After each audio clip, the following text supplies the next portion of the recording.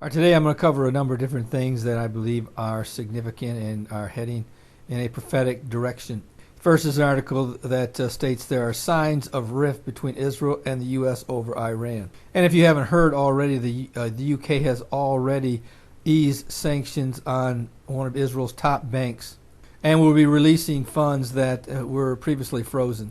So if you know that the UK is already releasing funds and unfreezing accounts, you know that it was okayed by the United States, and that the easing of American banks regarding Iran are not far behind. And the article states, just days after the first round of global nuclear talks with Iran, a rift appears to be emerging between Israel and its closest ally, the United States. Israel's prime minister on Saturday called on the U.S. to step up the pressure on Iran, even as American officials hinted at the possibility of easing tough economic pressure. Meanwhile, a leading Israeli daily reported that the outlines of what could be construed in the West as genuine Iranian compromises in the talks. The differing approaches could bode poorly for Israel as the talks between six global powers and Iran gain steam in the coming months. Negotiators were upbeat following last week's talks, and the next round of negotiations is set to begin November 7th. And on a sidebar, some of you may not have heard, but Mr. Assad in Syria has just announced that he will likely run for president again in 2014. So I don't foresee any type of changing of the guard in Syria anytime soon. Now here's an article coming out of Israel Today, and it states that Arabs realizing Israel is not the enemy. Now this is something I've been saying for a long time. I mean, there are quite a few Arab and Islamic nations that are cooperating secretly with Israel, especially Saudi Arabia, to try to combat what they believe is an Iran that is pursuing a nuclear weapon. And believe it or not, there's a tremendous amount, there are a number of Arab nations that are not friends with Iran at all. And in fact, if push comes to shove, they could go to war.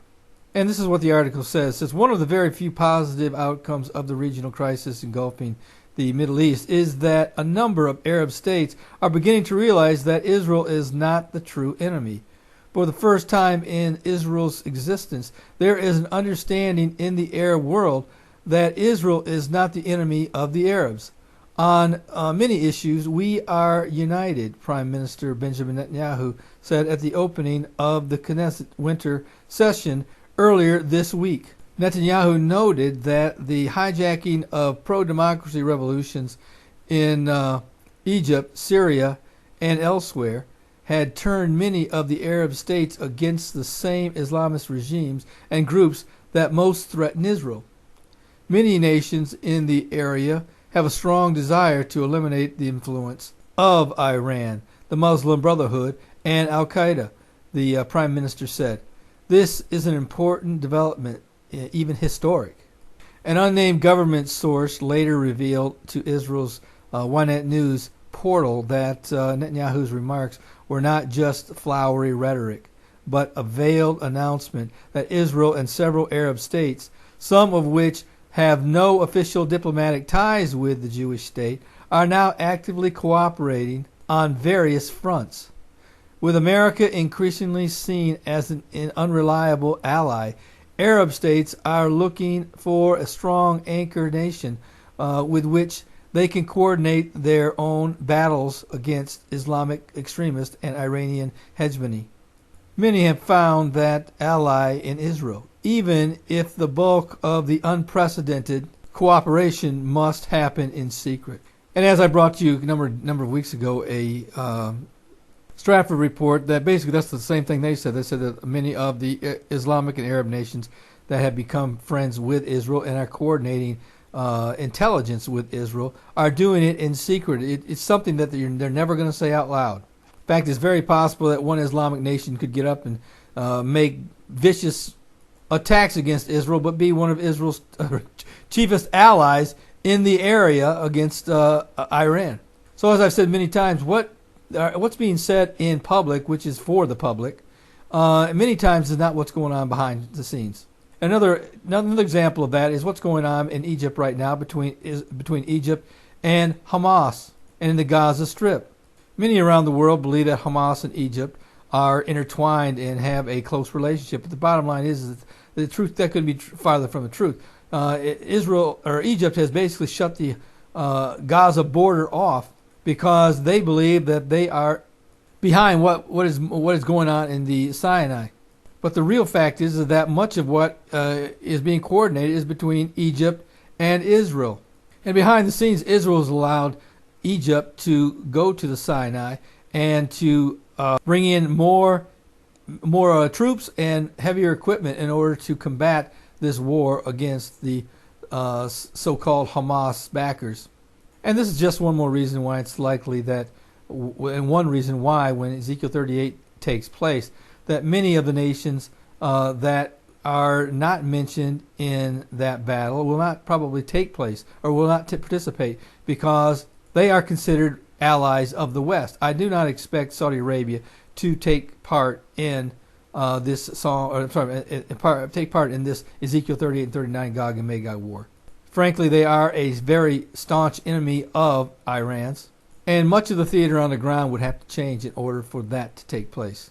And the first step would have to be that Iran would have to be disarmed, and secondly, Saudi Arabia and Egypt would have to trade arms suppliers. In other words, they have to drop the United States and likely pick up someone like Russia or whatever the case may be. And that is not completely out of the question because that is one of Russia's main goals in the Middle East, and that is to try to wrestle at least Egypt away from the United States. And like I said, that's not completely out of the question, especially since the U.S. has dropped a few sanctions or at least taken away a little bit of financial aid on Egypt in the last few weeks. But, that little spat that they're having right now is really very minor. And whatever the United States takes away from Egypt, I guarantee you they'll be paying them back in the long run.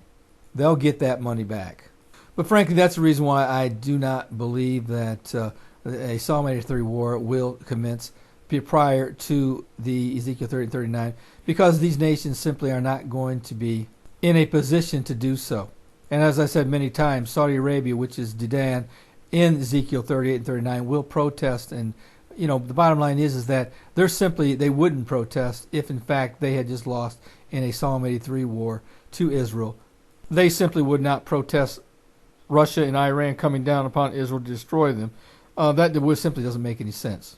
And that's only one thing that I feel doesn't make any sense. There's other things as well, and I've outlined them in another video that I've put together regarding the Psalm 83 war.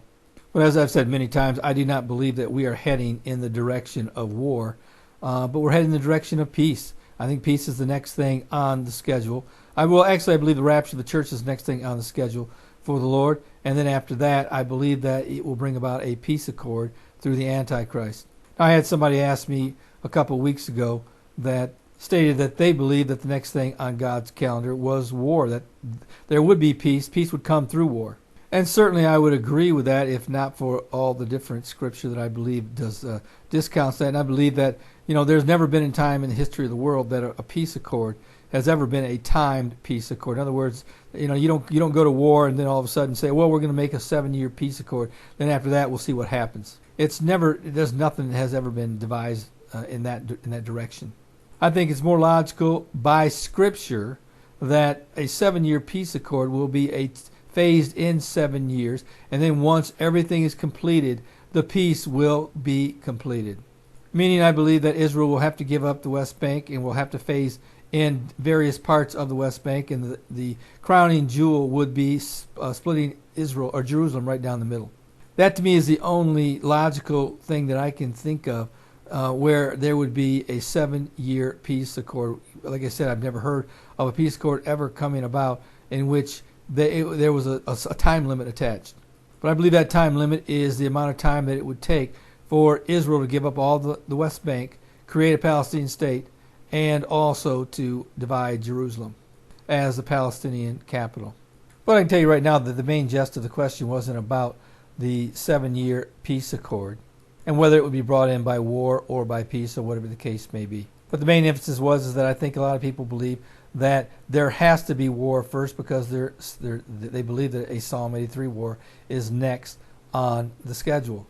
And they believe that Israel is going to attack Iran, and that Iran is going to retaliate, and that's going to set off a chain reaction in which Israel's neighbors are going to attack Israel and all. But unfortunately, the facts on the ground simply that's not going to happen. The bottom line is a lot of things would have to change in order for that to take place. Number one, virtually all of Israel's neighbors would rejoice if Israel were to attack Iran and take out their nuclear program, because they are potential targets as well. Number two, in order for Israel to be successful in such an operation, they need to have cooperation from their Arab neighbors. Even though Saudi Arabia wouldn't say it out loud, I guarantee you, if Israel does attack Iran, it will likely be through Saudi Arabia, that corridor. So in summary, this is what I feel, again, will probably likely be what the future holds for the Middle East. Don't look for Mr. Assad to be stepping down anytime soon. He's got a lot of years left in his reign unless he gets assassinated. And yes, he will run for the 2014 elections, and like any fixed election, he will win handedly. Two, Egypt will continue to battle its way out of the post-Morsi rebellion, and we'll continue to see small pockets of resistance in the Sinai, and that will occupy much of its resources and time. Three, the U.S. simply doesn't care about what's going on in Egypt and in the Sinai, but for the sake of public opinion and international community, it has finally stepped up and basically slapped Egypt on the wrist. But you can bet your life that in the long run, Egypt will get that money back eventually. Anyway, it's almost like a savings plan for them. If they got $400 million taken away, they'll eventually get it. Now the big question is: the United States actually going to make some type of peace pact, or whatever the case may be, unwritten arrangement with Iran? I don't think there's any question at some point in time that Iran and the United States are going to come to some type of agreement, and that sanctions will be lessened as time goes on. And right now, as I've said earlier, that the British have already loosened some of the purse strings on the banks in Iran, and I expect the United States to follow suit. And I do believe that the United States and Iran will come to some type of understanding, and for which they will be able to continue their nuclear program. And Israel will have to bite the bullet in regards to that and accept whatever it is that the United States comes up with. Again, as I've always said, this has never been about Israel. It's always been about U.S. interests. And lastly, do I expect Israel to take matters into their own hands and to attack Iran? Well, it's never out of the question. It's possible, but they would have to do that against the wishes of the United States and the West. And I simply don't believe that Israel's willing to pay the consequences that would come from such an attack. And what many people really don't know is that we may very well be coming to a close of really the nuclear age. A number of years ago, I did an article on what the future was of the Stuxnet virus and other types of cyber espionage.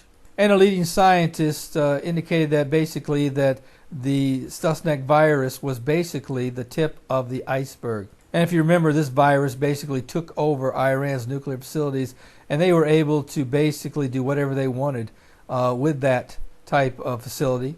And it wreaked havoc for several years and rendered Iran's nuclear program almost useless. Well, the same scientist who was very knowledgeable about and had firsthand experience with this particular virus said that that was just the tip of the iceberg, that the real potential of this virus is that one day that the aim was that to not only to take over a nuclear facility, but actually take over a nuclear weapon or nuclear bomb, meaning that you would be able, whoever was the holder of this type of technology would be able to take over a nuclear weapon and not only direct it in whatever way they wanted, but could also turn it against the enemy that the very people who are sending out the nuclear weapon. So let's say, for instance, that Iran was able to create a nuclear bomb, but Israel came up with the technology, which they're right now developing, was able to infiltrate Iran's nuclear program again, and set a virus in there or some type of tracking technology that is able to take over the command and controls of these nuclear weapons. And if Iran were to ever use them against Israel, they would immediately take over the nuclear weapon and direct it right back to whatever target they wanted to direct it to. It would be, in essence, like if you had an airplane and you were flying this airplane, then all of a sudden the controls were locked up and the plane was going whatever way it wanted to go, and you had no control over it whatsoever. And whoever was controlling it could either make you crash or could land the plane or could do whatever it wanted. Leading scientists are saying that this is where Stuxnet is headed. So the fact that Iran having nuclear weapons may not be the big deal that many think it is. Like I said, if Israel ever gets to the point to where they master and develop this technology and infiltrate Iran's facilities again, they've already done it once. I don't know why they won't be able to do it again. They could put this sleeper virus in Iran's command and control, and at some point in time when Iran thinks that they're going to use their nuclear weapons, they could actually turn them against them.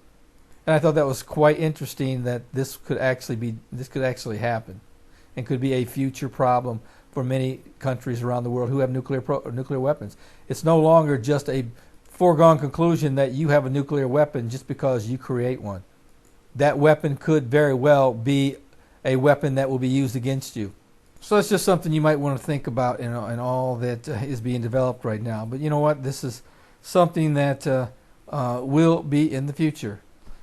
And as I've said many times in closing, that the Lord's going to come again someday. We know He's going to rapture the church at some point in time, and before that, you may die before then. And if you do, where would you spend eternity? 150,000 people are going to die tonight before this day is over, and all of them will have died with their sins paid for. But very few will have taken that gift and put it to their use. In other words, accepted Jesus as Savior. You know what? If you died tonight, where would you spend an eternity? You're either going to spend it in one of two places, heaven or hell. Well, this is Terry Malone with the Calvary Prophecy Report.